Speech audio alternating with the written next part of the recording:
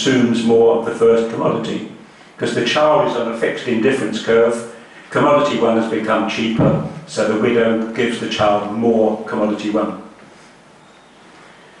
There will also be a second substitution effect for the widow herself, increasing the widow's own consumption of the first commodity.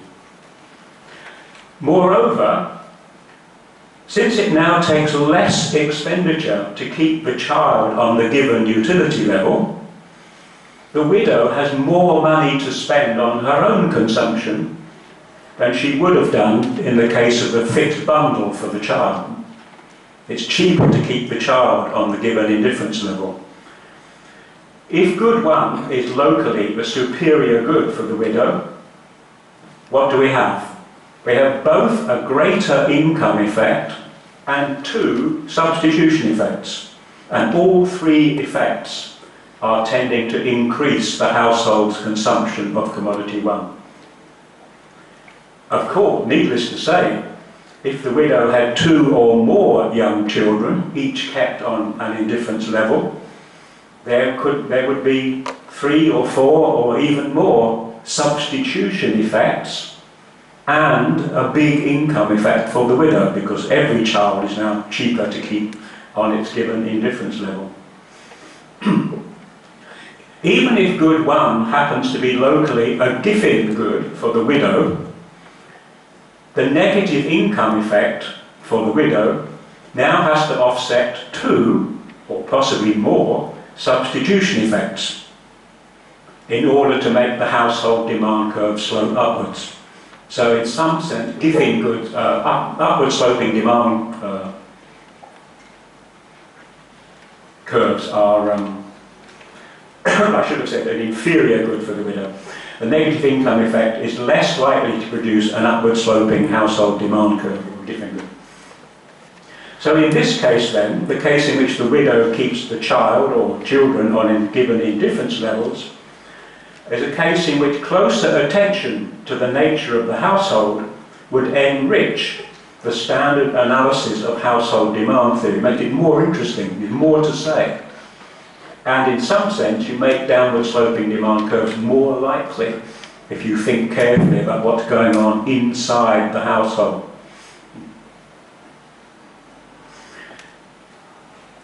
If you wish to consider that case further, it might be helpful to proceed as follows. Let the expenditure function for the child be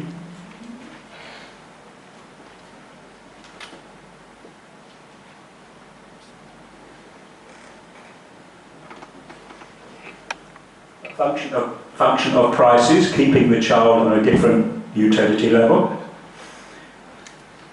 And let the expenditure function for the whole household be this.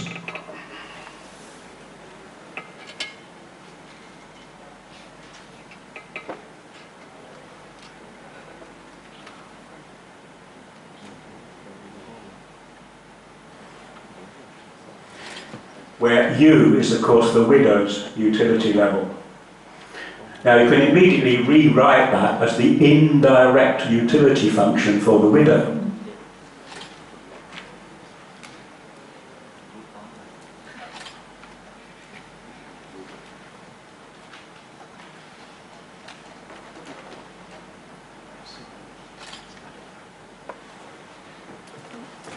And now it's very straightforward to go through the whole formal analysis of income effects, substitution effects, and so on. And of course, if there are several children, you will have several little E functions as well. You can make it as general as you like. Now let us think about, briefly, the more complicated case. Not the widow and the young child, but a household with 2 or more adults, a teenage child or children, etc. How can such a household have a single, complete, transitive preference ordering? I'm not saying it's impossible. What I'm saying is it needs to be thought out clearly and explicitly so that the foundations are clear. rather than just saying, oh, suppose there is such a function, when it's far from obvious that there will be. How is the intra-household social choice problem resolved? Is there really a head of the household who just tells everybody else what they're going to buy and sell and consume? Not very often. Sometimes, maybe. Not commonly. What does it mean to refer to the marginal rate of substitution, or in particular, the marginal rate of time preference for a household with more than one individual?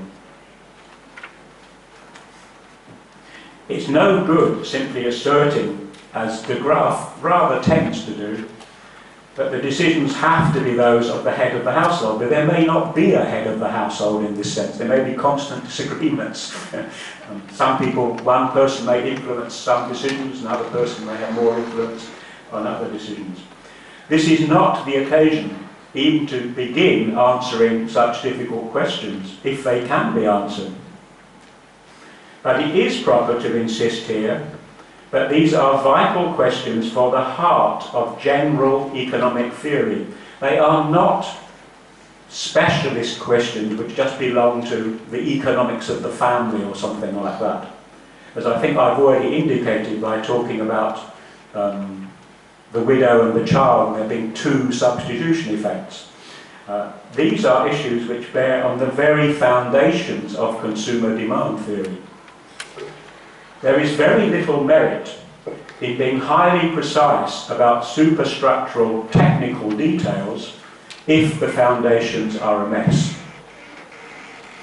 Of course, I'm not suggesting that technical details don't matter. I'm simply saying they're not the only thing that matters. We must begin with conceptual clarity. Then we can do the technical details. So, to conclude then, more or less, welfare economics. I take it as read here that consumers are households. Of course, some households will just have one individual. The point is that they don't all have one individual. I recall both Samuelson's suggestion that the household interpretation is quite the common one in normative theory, and de Graaf's observation on the importance of correct assumptions for welfare economics.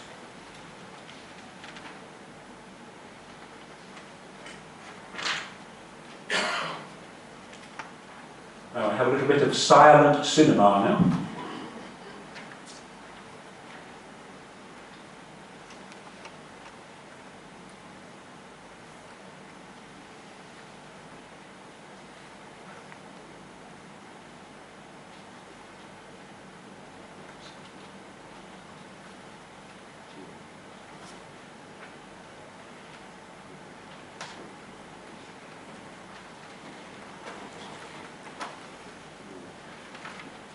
Now, although there was no soundtrack, you probably all know what the diagram means without my saying anything. Of course, it's the familiar box diagram with two households, H1 and H2, showing indifference curves tangential both to one another at point C and to the common price line from the endowment point E. I expect you'd all guess that anyway. Let one household contain a single individual, and the other be our household comprised of a widow and her young child. Can we safely take this diagram to show, in a simple way, that a perfectly competitive equilibrium will always be Pareto efficient? Obviously not. Not, that is, if we take children to have preferences, take them to count, or unless we take it for granted that consumption in the widow's household is allocated in a Pareto efficient manner, as I did when I kept the child on a given indifference level. But in general, we have no grounds for assuming Pareto efficient allocation within the household. And therefore, you can't deduce from this diagram that there are Pareto efficient allocation amongst all individuals as opposed to households. Suppose the widow was an awful person and deliberately, quite deliberately allocated what goes to her household in a way which did not make the child as well off as possible, given how well off she was. Then the allocation between the 3 individuals, 2 adults and 1 child, would not be Pareto efficient. We have no grounds for taking intra-household efficiency for granted, and hence the first theorem of welfare economics, that in a perfectly competitive equilibrium we know that no one can be made better off without making at least one person worse off, is false. It's not a theorem. We don't know it. And if anyone tries to save the theorem by saying, oh, it doesn't really refer to persons or individuals, it's just to households, then the theorem doesn't have nearly as much moral, ethical force as it's normally taken to have. The second theorem of welfare economics faces a closely related problem, of course. If we cannot be sure that every intra-household allocation will be Pareto efficient, and we cannot, then we cannot assert that every efficient allocation can be reached via perfect competition and a suitable endowment pattern, leaving any other problems aside.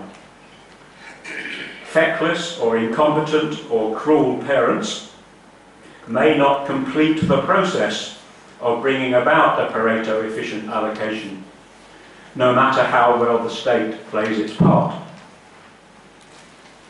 Here we come back, of course, to the point that the presumption in favour of non-interference in private activities may sometimes need to be overridden in the interest of children, which is not to say that the state will always get things right, of course. I'm not assuming that the state is perfect. Hence, neither of the 2 theorems of welfare economics is logically sound.